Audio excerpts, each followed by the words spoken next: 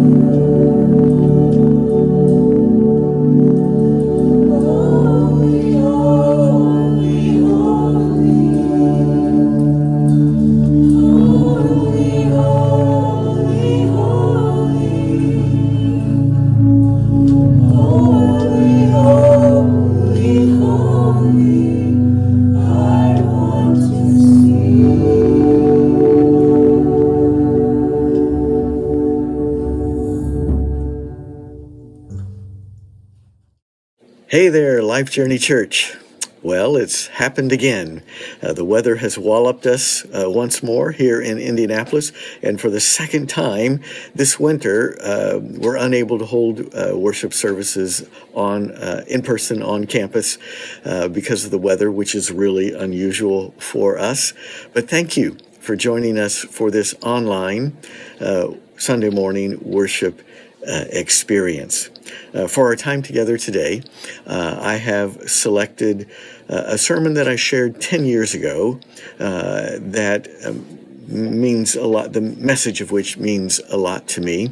It's a sermon of encouragement entitled, "Two Words That Change Everything." Do you know that God has given us two words which, when spoken into any situation, will change that situation in powerful, positive ways? Do you know what those two words are? Or if you heard this sermon 10 years ago, do you remember what those two words are? We'll get to that in just a second. First, though, let me share with you a few points of connection. The church potluck that we were going to have this Sunday will take place next Sunday at 12:30 after the second worship service. So bring a main dish, side dish, salad, or dessert to share if you'd like to participate in that. All are welcome. Also, our youth band will have a call-out meeting next Sunday at 12:30 for any youth that have not yet connected to the youth band Silent Wave, but would like to get more information about that. Youth and parents are welcome at that call-out next Sunday. Also, we're about to launch our winter discipleship classes in the first week of February. The week following next Sunday, those courses will begin, and we're offering two awesome courses.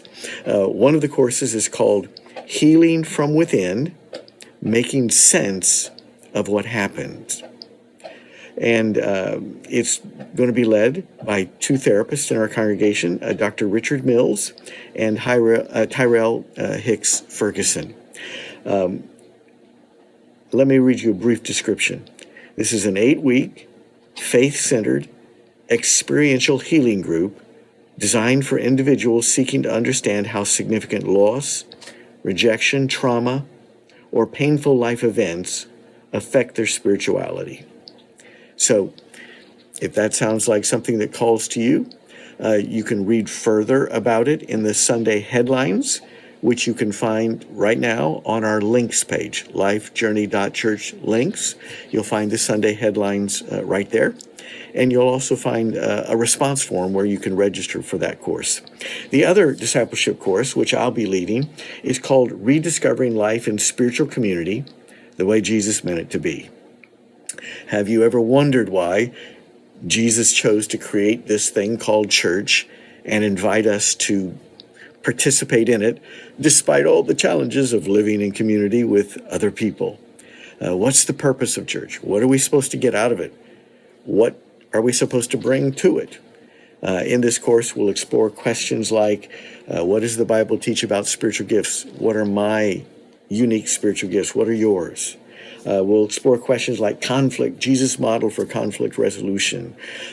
Questions like, why do some people seem to get so much out of worship and some don't?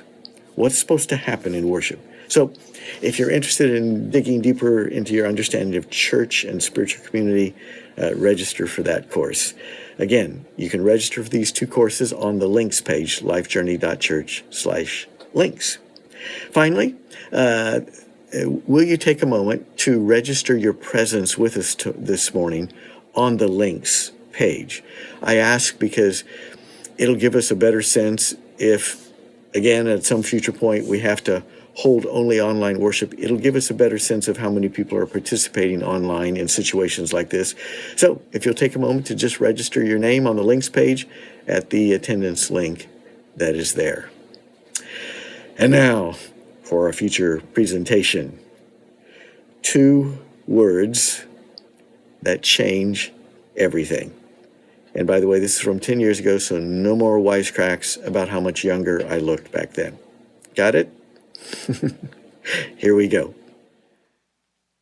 We're all familiar with those famous words that magicians for hundreds of years have uttered right before something amazing happens. Hocus pocus. Some believe that those two words were derived originally from a portion of the Latin Mass where the priest lifts a wafer of bread in the air and declares, "This is my body," which in Latin is rendered hoc est corpus meum. And when the priest intones those words and lifts the bread, faithful Catholics believe that a spiritual, mystical miracle occurs as the wafer becomes the body and, or I shouldn't say the body and blood, but the body of Christ. And so, as the theory goes, hundreds of years ago, magicians watching this in Mass week after week decided we need to appropriate those words of power, but misheard and therefore mispronounced hoc est corpus as hocus pocus. All of which I find to be fascinating because it speaks to a deep, deep human need. If only there were certain mystical words that we could speak into any given situation to magically create change. Wouldn't that be wonderful? Recently, I heard of an intriguing title of a book. It's called Magic Words, the Science and Secrets Behind 7 Words That Influence, Engage, and Motivate. It's a serious book that draws on psychological and scientific literature, and the promotional language around the book promises that it will reveal the one word that Harvard psychologists have found to be the key to human motivation. And another word that employers should never say to employees. And a third word that is a key factor in most every major decision that we make in life. And on the list goes. I don't know about you, but I find that to be intriguing. I want to read that book.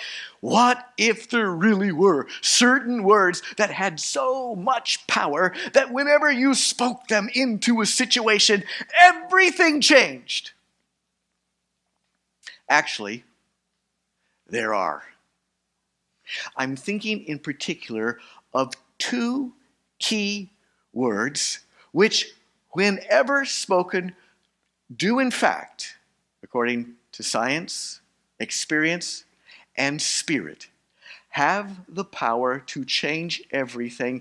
And this morning, right here in this place, ladies and gentlemen, those 2 words are going to be revealed before your very eyes, and then you too will have the power. Are you ready? You don't really have an option, so you'd better be ready. I see a lot of people fanning. Can we adjust the temperature just a little? We've already done that. All right, help is on the way, and we'd better say a prayer before we get started. God, we face all kinds of stuff in life, stuff that threatens to take our hope away and reverse our forward momentum. Give us some transformational wisdom today. Give us flashes of insight that can change the course of things. For we ask this in the name of Jesus. Amen. Once upon a time, long ago, in a land far away, there were 2 Franciscan friars who wanted to do something great for God. They had an idea. They opened a florist shop, promising to devote all of the profits to fighting hunger. This proved to be a really popular idea. People in town liked the idea of buying flowers from a place that was donating all of the profits to God's work in this world. So it was great for that floral shop, but created a real hardship for another floral shop that was already existing in town. In fact, it started getting so difficult that the owner of the rival floral shop came to the Franciscan friars and said, it's not fair. I'm having to compete against God. Won't you please consider shutting down? The friars politely refused. And so the owner of the rival shop decided it was time to play hardball. He went out and hired the toughest guy in town, a guy named Hugh Daggart, and sent him over to persuade the Franciscan friars. Hugh didn't mess around. He roughed them up a little bit. He ransacked the shop, and then he said, "Shut her down or I'll be back." Scared to death, the friars shut it down. Once again proving the wisdom of the old adage, only Hugh can prevent florist friars. Only Hugh can prevent florist. I tell you, I inflict this terrible story on you for two reasons, actually. First, because I like making you suffer. And second, because it reminds me of what we often face in life. How many times do we feel like those florist friars, where life is beating us up, breaking our spirit, leading us to that place where we say, "Oh, why even bother? What's the use?" Last Sunday afternoon, we had a prayer gathering here in the sanctuary, and it was a wonderful time of prayer together. By the way, our next prayer gathering will be Sunday, May 15th at 2 o'clock here in the sanctuary, so mark that down on your schedule. It was a wonderful time of prayer together. During part of the prayer time, we invited folks all who wanted to share a personal challenge that you're facing, that you would like us to remember together in prayer. And as we went through that litany of requests and challenges we're facing, it reminded me that there are some folks in our congregation who are facing tough times. Imagine if this were you. Imagine you were coming home from work one day, about to cross a busy intersection to get to the apartment building where you live. When the light changes and it starts flashing walk, it's time for you to walk. So you start across this busy intersection. Unbeknownst to you, a bus comes hurtling through the intersection against the light, smashes into you. You go hurtling through the air and land on the pavement, your pelvis broken, your legs broken in multiple places, a bone sticking out of your leg. You are now completely unconscious, lying on the pavement, and when you awaken, you have no idea what has happened to you. All you know is that you're now bloodied, beaten, and bruised, and fighting for your life. That happened to one of our congregants last December, Rich Dennis. He was rushed to St. Vincent's Hospital for emergency surgery. Before he would let them take him into emergency surgery, because he thought this might be the end of it all, he insisted that they wait until one of his pastors could be contacted to come and pray for him. Thankfully, they were able to get a hold of Pastor Vivian, and she ran over late that night and prayed for him. And then Rich went into emergency surgery. He came through the surgery. But ever since then, for the past 4 months, he's been in a nursing home. He's a middle-aged person in a nursing home, letting his leg heal and going through rehabilitative therapy, learning to walk all over again. 2 weeks ago, he had learned to walk again. Everything was ready to go. They told him, in 2 days, we're going to release you. Finally, he was going to get back to his home, get back to his job, get back to life. He was so excited. But he looked down at his leg later that day and noticed something didn't seem right. An infection. An infection, it turns out, that went all the way to and into the bone, which of course is very dangerous. And so back to St. Vincent's for emergency surgery. They discovered that between the metal plates that they had installed, there was a portion of the bone that was severely infected and in danger of dying. And so they installed an electronic stimulator and closed him back up, and they're pumping him full of antibiotics, intravenous antibiotics, hoping to save that leg bone. And even if the leg bone is saved, of course, that means he's going to have to let it heal again. He's going to have to go back through therapy, and he's going to have to learn to walk again. Can you imagine if you were Rich Dennis? If that was happening in your life? Sometimes life can be so overwhelming. And so we prayed for Rich. And I would ask all of us to be praying for Rich. But he wasn't the only one we prayed for. As we went around the circle and different people mentioned things, Luann Lowry, who's been a part of our church for 20-some years now, told us how In her family, congestive heart disease tends to run, it's in their genetics, I guess. And she told us how she had been the primary caregiver for her mother when her mother died of congestive heart failure. And then Luann had been the primary caregiver for her brother when he died of congestive heart failure. A couple years ago, Luann was diagnosed with the same disease. And now, a couple years later, though she's still active, she's beginning to have those times when it feels like she can't quite catch her breath. Sometimes she says, when I'm laying down, it feels like I may be drowning. She said, I've seen this disease and what it can do and the course it takes. She says, I don't want that to be me. Please, she said, pray for my healing. And so we laid hands on Luann and we prayed for her. I would ask all of us, please be praying for Luann. Imagine if that were you. Sometimes life can be so overwhelming. We also prayed for Charlotte Egler. She too has been part of our congregation for 20 years.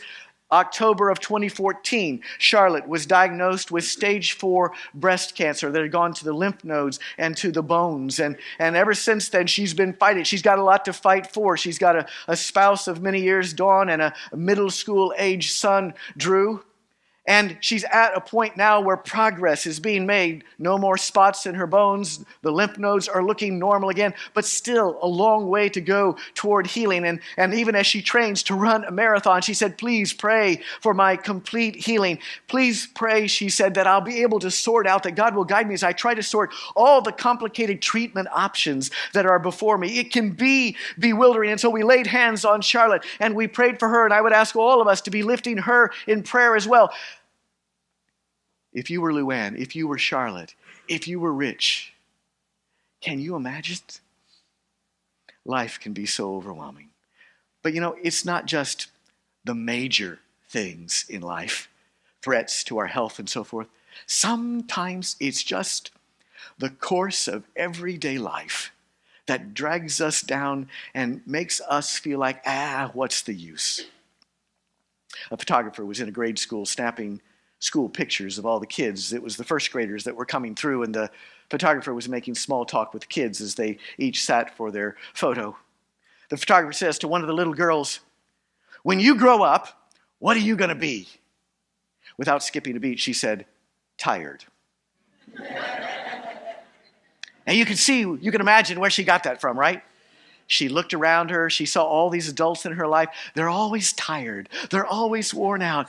We know that feeling. Sometimes it's just the nitty-gritty of life that beats you up and wears you down and threatens to break the very spirit that is within you. I had that kind of experience this past week. On Tuesday night of this past week was our regular monthly board meeting here at the church. And for a good portion of that meeting, we had a wonderful, stimulating, thoughtful, deep, confusing, difficult, exciting conversation about how we can be the kind of church that both welcomes people from the political left and from the political right, and at the same time does justice aggressively in this world. We aspire to be that kind of church, and not many churches are aspiring to be that kind of church, because that's what we see in the model of Jesus' ministry in the Gospels. In Jesus' ministry in the Gospels, you see him drawing people from his cultural, political left and right. Matthew, the tax collector, is one of the 12 disciples, and Simon the Zealot is one of the 12 disciples. That's like the difference in our culture between Ted Cruz and Bernie Sanders, and yet they were part of the inner circle of Jesus. Somehow, Jesus had drawn them into the same spiritual community, and so we aspire to be exactly that kind of church, but we also see Jesus doing justice aggressively. Unfortunately, in American culture these days, often justice issues polarize people politically. And so we were having this thoughtful, wonderful, confusing, brilliant, crazy-making conversation about how can we best lead and hold together this diverse, big, wonderful, beautiful, brilliant, opinionated, thoughtful, sometimes make me crazy congregation.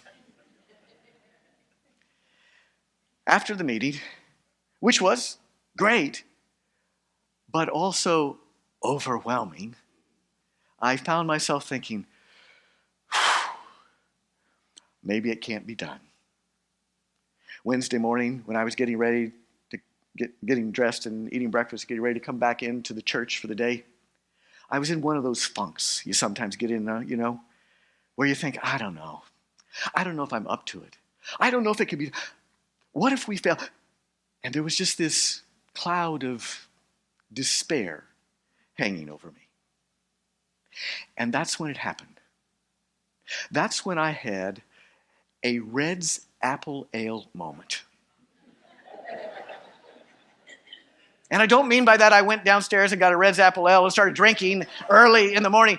Have you seen the TV commercial? If so, you know what happens. There's a bartender who says to the guy, what do you want to drink? And the guy has a moment of indecision, but then an apple comes sailing through the air and hits him in the head with such force, it knocks him over. He smiles, gets back up and says, I'll have a Red's Apple Ale. I had, metaphorically speaking, that kind of moment.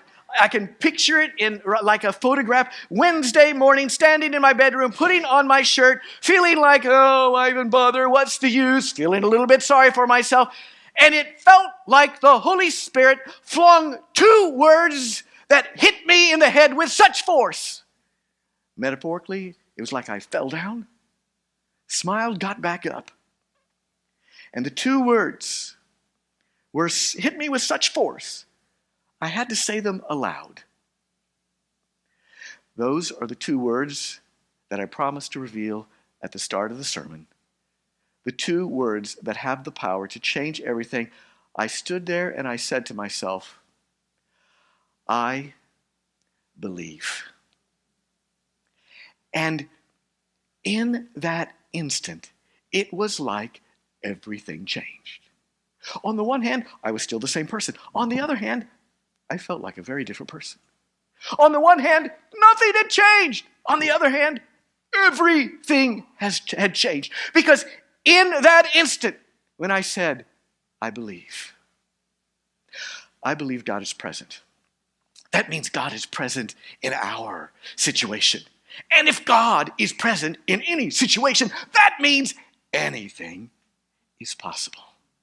And so I went in that instant from being a pastor of a church so diverse, sometimes it's well nigh impossible to manage, to a pastor of a church that literally bristles with divine possibilities. In that moment, everything changed. Exactly, by the way, the phenomenon that we see taking place in today's gospel passage. Matthew chapter 17, you may recall that a couple weeks ago we studied the first part of the chapter where Jesus went up Mount Hermon with James and John and Peter and experienced that transfiguration, a real spiritual high. But now in today's story, which immediately follows, Jesus, James, John, and Peter are coming back down off the mountain. And as they come back down off the mountain, they're immediately confronted with the overwhelming demands of the nitty-gritty of life, because a man comes rushing up to Jesus, falls down in front of him, and says in the words of Matthew 17:15, Lord, have mercy on my son. He's an epileptic and he suffers terribly. He often falls into the fire and often into the water. And I brought him to your disciples, the 9 disciples that had not accompanied Jesus up the mountain. I brought him to your disciples, but they could not cure him. So you've got the picture, right? Here's a man who is desperate to see his son healed of a debilitating disease. And he brought his son to these 9 spiritual gurus, specially trained by none other than Jesus Christ, and asked that they pray for his son's healing. They did so, but to no avail. So now this father is even more desperate than ever. Jesus is his last chance as he kneels in front of him. Please, Lord, you've got to do something. And that's when Jesus turned to his disciples and said in the words of verse 17, you faithless and perverse generation, how much longer must I be with you? How much longer must I put up with you? Bring the boy here to me. And Jesus rebuked the demon that was that disease, and it came out of him, and the boy was cured instantly. Afterwards, the text tells us the disciples pulled Jesus aside in private, and they asked him, why couldn't we do that? Jesus' answer is profound. Verse 20, because of your little faith. For truly I tell you, if you have faith the size of a mustard seed, you will be able to say to this mountain. He was probably looking at Mount Hermon when he said this. You will be able to say to this mountain, move from here to there, and it will move, and nothing will be impossible to you. In the parallel version of this story in Mark's Gospel, Mark 9:23, Jesus adds these words, all things are possible to the one who believes. And there it is. Today's big lesson. All things are possible in any situation to the one who does what? Believes. The two most powerful words any human being can ever utter in any situation, according to Jesus Christ, are, I believe. All things are possible to the one who believes. Note, though, what Jesus is not saying here. Note, please, that Jesus did not say, for the one who believes, Jesus did not say, the one who believes can get whatever he or she wants in any given situation. Instead, it says, all things are possible to the one who believes. There's a big difference. It's a difference that's illustrated, for example, in the life of the Apostle Paul. You're probably at least generally familiar with the Apostle Paul, the greatest apostle in the New Testament. God used the Apostle Paul to work incredible miracles for people. God used the Apostle Paul to work incredible miracles in his own life. But as Paul journeyed forward in life, he contracted a debilitating physical illness of some sort. We don't know exactly what. He just refers to it generally. And he began praying that God would liberate him from whatever was that great disability. But God declined to do so.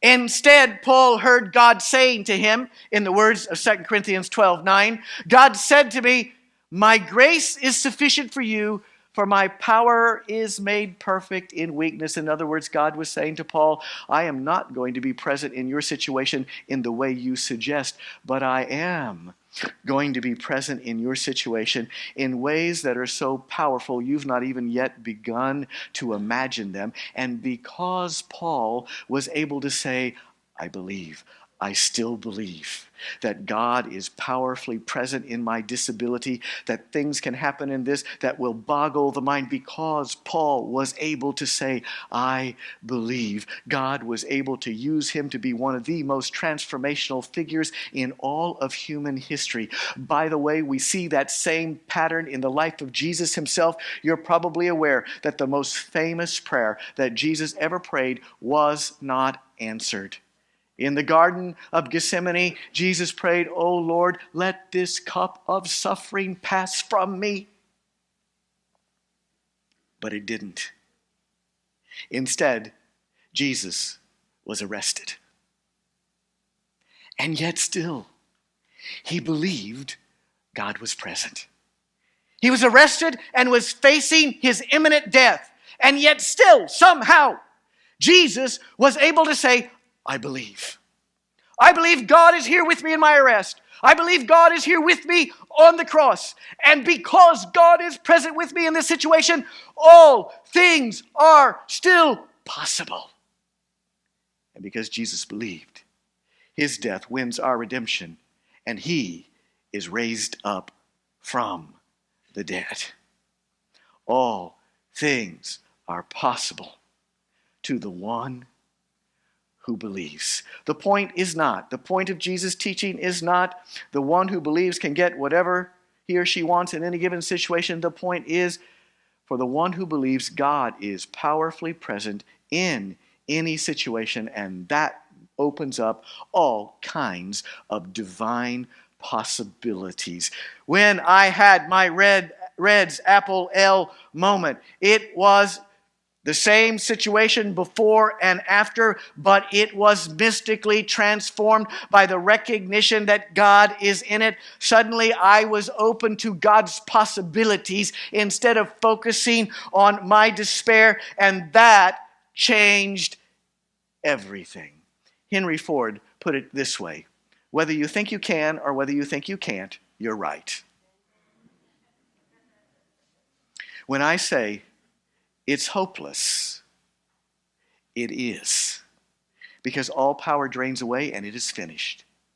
But when I say, I believe, the power flow reverses and power surges.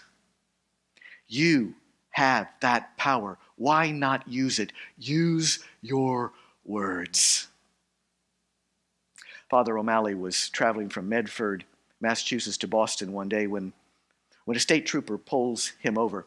As the trooper walks up to the priest's vehicle, he's startled to catch a whiff of alcohol on the priest's breath. And so the trooper says to the priest, "What's that you got in that big gulp cup you're holding?" "Oh, nothing, the priest says. It's just water." "Mind if I take a look?" the trooper says. Reluctantly, the priest hands over the big cup, and the trooper lifts up the lid and sniffs it. "Father," he says, "that's not water. There's wine in this cup." Being quick on his feet, the priest said, "Good Lord, he's done it again."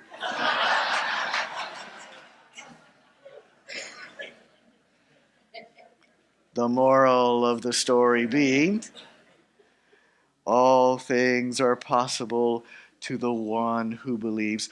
Where, what situation, what debilitating, difficult, depressing, oh, why bother, what's the use, crazy-making situation are you facing in your life today? What would happen if you would dare to utter into that situation those two magical words, I believe? As we wind down, let me share with you two practical examples of how this can work in our life. Back in April of 1970, the Apollo 13 spacecraft experienced a crippling explosion in mid-flight in outer space. The explosion was so severe it knocked out navigational equipment, and so the astronauts had to use old-fashioned navigational techniques to try to make their way back to the right place, to re-enter the Earth's atmosphere and make it safely back to Earth. Any slight miscalculation could have sent them thousands of miles in the wrong direction and out into deep space, never to be seen again. On top of that, the force of the explosion was so great there was concern that it may have breached the heat shield around the spacecraft, which would mean that upon re-entry into the Earth's atmosphere under those superheated conditions, they would have been incinerated. So that too was a desperate possibility. Also, there was the possibility that the parachutes had been damaged by the explosion, the parachutes that deploy and slow the space capsule as it descends and lands in the ocean. Plus, there was a tropical storm that had kicked up in the part of the ocean where Apollo 13 was supposed to land. So there was this cascading series of catastrophes that seemed to be dooming the Odyssey Apollo 13 spacecraft. In the movie Apollo 13, there's a scene where a press agent is quizzing a NASA official, asking about all of the multiple problems that are being faced. And finally, the NASA official says, I know all the problems, Henry. This is going to be NASA's worst disaster ever.